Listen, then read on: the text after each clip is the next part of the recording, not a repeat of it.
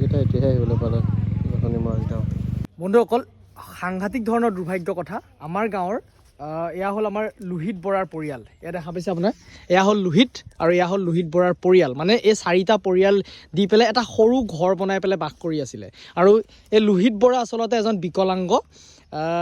তেখেতে যেনে তেনে কৰি মেলি এনেধৰণে পৰিয়ালটো বাস কৰি আছিলে। কিন্তু দুৰ্ভাগ্যক্ৰমে ৰাতিপুৱা 4টা বজাত আজি তেখেতৰ ঘৰটো এনেধৰণে চাওক বাবাই অনিষ্ট কৰি থৈ গৈছে।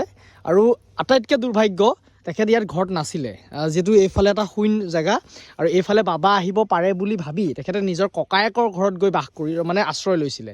কিন্তু ককায়েকৰ ঘৰত এই দুজনী মানে য'ত শুই আছিলে, সেই শুই থকা বিচনাখনো মানে ছাইডৰ বেৰখনো মানে ভাঙিলে।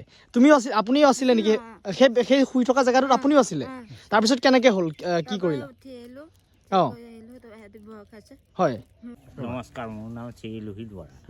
মই এজন বিকলাংগ মানুহ। হয়, গোটেই 4টা মানুহ মোৰ পৰিয়াল। এয়া তোমাৰ পৰিয়াল? পৰিয়াল 4টা। হয়, তাকে লৈ পেলাই এখন চাইকেলতে মই গোটেই জীৱনটো কটাই আছোঁ। হয়।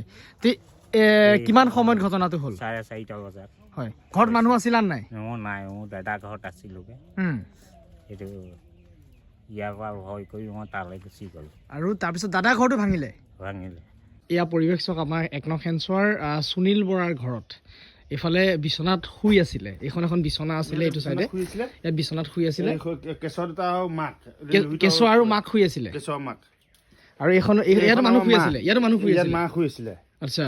তাৰপিছত এইফালে বাকচ চাকচ চব পেলাল, টেবুলখন ভাঙিলে। হয়, সেইখনে সেই আধা কৰিলে, বেৰখনে ৱালে দেখিছেনে খুটা, সেইটো ভাঙি মানে এইটো ভাঙিলে। আচলতে ইয়াত এইফালে ধান আছিলে, এইটো চাইডত এই মেৰটোত ধান আছিলে, এইফালে ইয়াত ধান খালে আছে, ধান খাই পেলাই ইয়াত পৰিয়ে আছে, দেখিছেনে?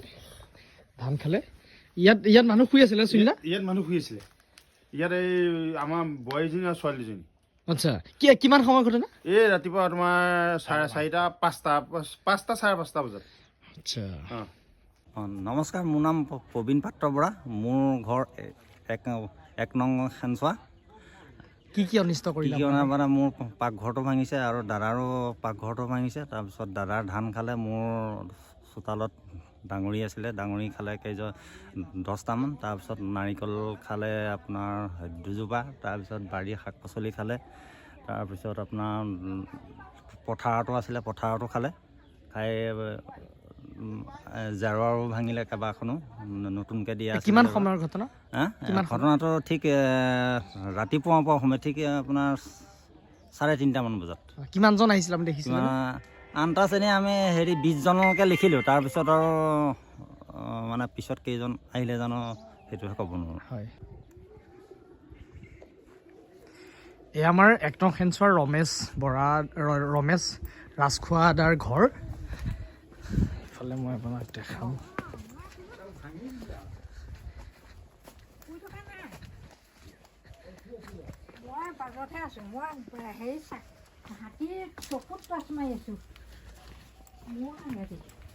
এইফালে আছক, এই সাঁচি গছ ভাঙিলে, সাঁচি গছ ভাঙি ইয়াত আহিলে, ইয়াত ভাঙিলে।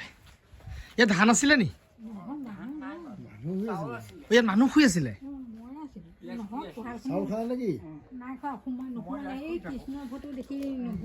অঁ, এইখিনি নোসোমালে, কিন্তু ইয়াত ভাঙিছিলে মানে এইফালৰ পৰা। আপুনি শুই আছিলে নি বাবু?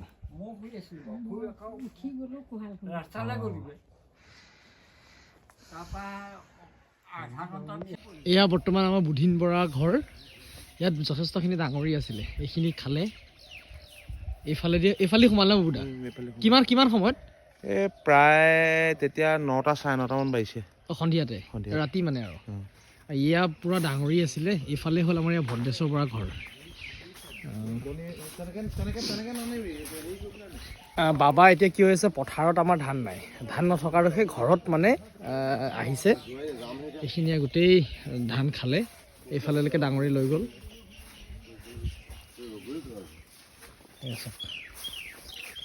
এয়া হ'ল আমাৰ ভদ্ৰেশ্বৰ বৰা বাৰদা। কেইটা বজাত বাৰদা? 10টামান বজাত হ'ব লাগিব। 10টাই হ'লে আমি কি হ'ল, যেতিয়া বাবা আহিলে আমি ইমানটো টাইমলৈ লক্ষ্য নকৰিলোঁ। যিটো মানে তেওঁলোক সিফালেদি যেতিয়া গুচি আহিলে, অহাৰ লগে লগে আমি সিফালে গ'লোঁ। মোৰ মিছেছ ইয়াত আছে, ল'ৰা ছোৱালীকেইটা লৈ। আকৌ মই ফোন কৰি পেলাই বুধিন বৰা ঘৰলৈ আকৌ মানে পঠিয়াই দিছোঁ। যোৱাৰ লগে লগে তাৰপিছত আহি পালেহি, আহি চিধা বুজিন বাৰ ঘৰতো সোমাইছে, তাৰপৰা গোটেই হাতীজাকে পিনে সোমাই মোৰ ইয়াত বাৰীতে সোমাই খুব চিঞৰ বাখৰ লগাইছে। আপোনাৰ পথাৰতো ডাঙৰি আছিলে? মোৰ পথাৰত 2.5 বিঘা মাটি ধান প্ৰায় খাই দিলে আৰু আচ্ছা, আনিবলৈ নহ'বই চাগে। সেইবিলাক বোলে পুখুৰীটো পৰিলে বাবা, পুখুৰীত পৰিলে নি? পুখুৰীত পৰি ঘূলি পেলাই ওপৰতে উঠি গ'ল বা তেওঁলোক। এইফালেদি আহি পুখুৰীত পৰি গৈছে। সেইপিনে গৈ পৰিলে, সেইফালে উঠিলে ইয়াত পুখুৰীটো পৰি গৈছিলে, সেইপিনে পৰিলে। সেইফালে পৰিছে, ইফালে উঠি গুচি গৈছে।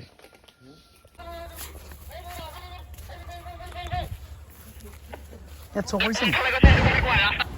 পথাৰটো পাৰ হৈ গৈছে, পথাৰ ডাঙৰজন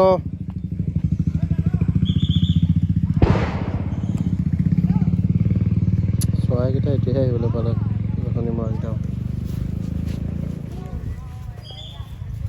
আগত